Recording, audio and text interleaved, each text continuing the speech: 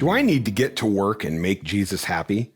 Hi, my name is Ted Rosenblatt, and I'm here with my father, Dr. Rod Rosenblatt, and this is Talks with Dad Rod.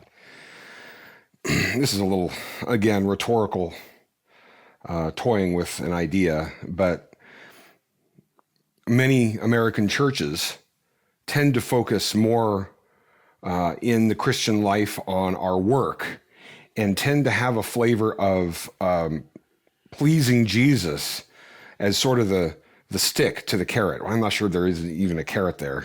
It's law that there is some sort of implied work that needs to be done in order to maintain your salvation or improve towards salvation, something like that.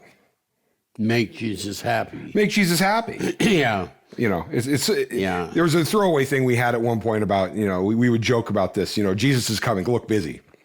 Yeah. Right. Another fun little slight, which is a play on the idea that somehow our works are really important. Yeah. Really weighty in regard to our salvation. Yeah.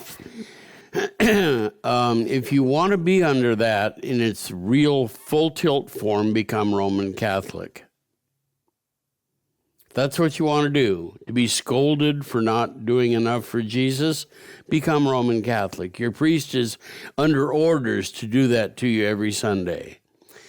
Now, if that doesn't sound especially attractive to you, and I hope it does sound not very attractive, then you've got to find a parish where the guy is preaching the gospel to you every Sunday. That's not easy to find anymore in non-Roman churches. It's just, the pew statistics on it are terrible. That is, can I depend on hearing from the pulpit next Sunday from my pastor an exposition of Christ having died for me? Good luck. That's a terrible situation for a whole culture to be in, but we're in it. And the stats are based on fact. Really grim. So, finding a church where at least you're going to be confident of that one question being answered rightly, you're greatly blessed. Let me take it a little bit of a different angle. I think a little more specifically, we as Lutherans, do we find in Scripture that there is either implicitly or explicitly some binding of our works in this way to our salvation? No. So because as you guys in our audience know, how we've talked to you all the time. We love you guys, and we've heard this over and over again. This is not new. Is there is implicitly and explicitly too often this teaching or this sense in church that the works are critical in this way. And it's we talk to so many people about this at the level of, I can't sleep at night. I am in terror. Can you please tell me something different than that? Yeah, of course.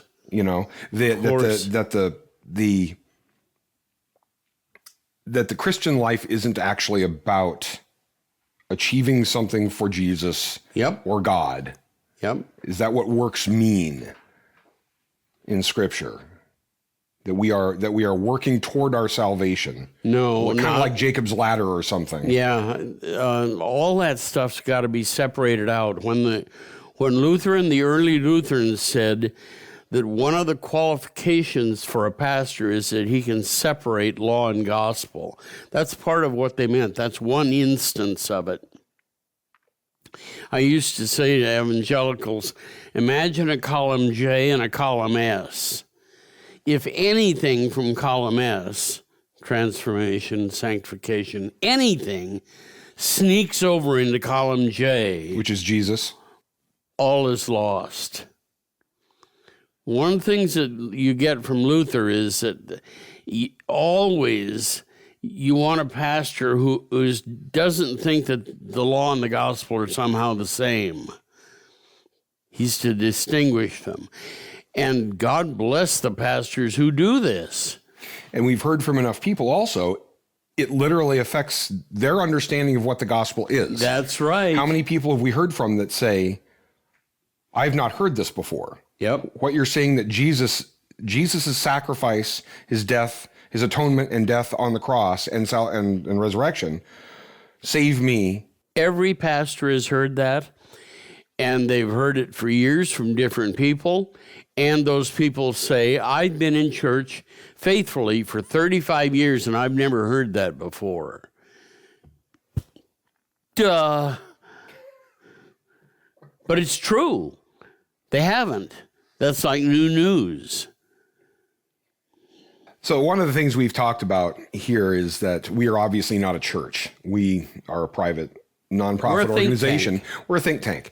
And one of the things we're trying to do is help you have the sound of the gospel. We are delivering this to you in a way that's ancillary to the church. It is the church's job to do this. And our job here is really a supporting role to help a wider audience through our current technology get access to this so that you understand. The point is that is if believers understand what the gospel is, they can begin to discern that. Right. And go toward the real thing. Right. Right. And hopefully... And empty out the churches where it's absent. And possibly, you know, we being Lutherans, we tend to strive back towards the Reformation. Sure. And say, what great gifts do we get out of the Reformation? And it was the beginning of a cognizance of exactly how much we get from Christ that had been lost. Right. Right. A sense of the depth of sin, and also a countermanding sense of the glory of the person of Christ and his work on our behalf. And its sufficiency. That it saves. And being Rosenblatt's, you know, also that it's true. Yeah, absolutely. The truth of the gospel, how you can know it is true. Yeah. But the teaching, the idea that one of the primary ways of making sure that you're saved is through your works. Yeah. Lutherans say that's not what we get from Scripture. We focus on Christ, not on ourselves, not on our works for our salvation. Yep.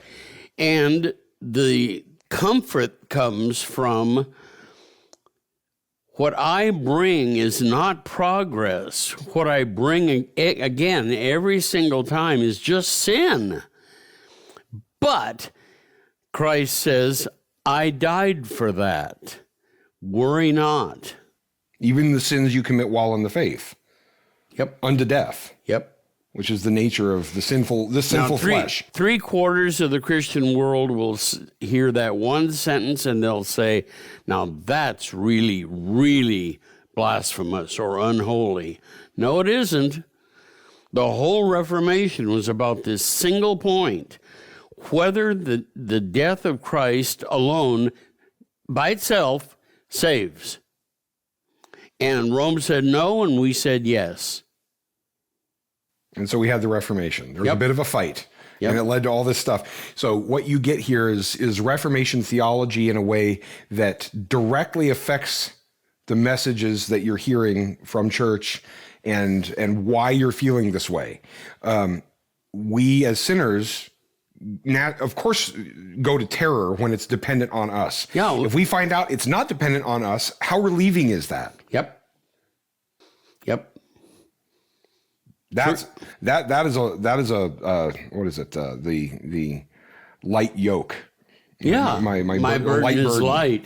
Mm-hmm. Yeah. Yeah. Come to me for rest.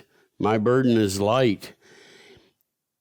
Find a church where that's sort of the coinage every Sunday in one way or another, and maybe it'll even affect your emotions. So be of good cheer. It is the Father's good pleasure to give you the kingdom. And it's hard for us to get, we often don't get that in the message. Come to 1517.org for more, and we hope this is helpful to you. We'll see you on social media. Talk to you soon. Thank you for joining us on Talks with Dad Rod, part of the 1517 Podcast Network. This podcast and all 1517's content is made possible through financial support by listeners just like you. Please visit 1517.org for more, and please consider clicking on the donate button and making a recurring or one-time contribution to help us share this good news in a world which so desperately needs it.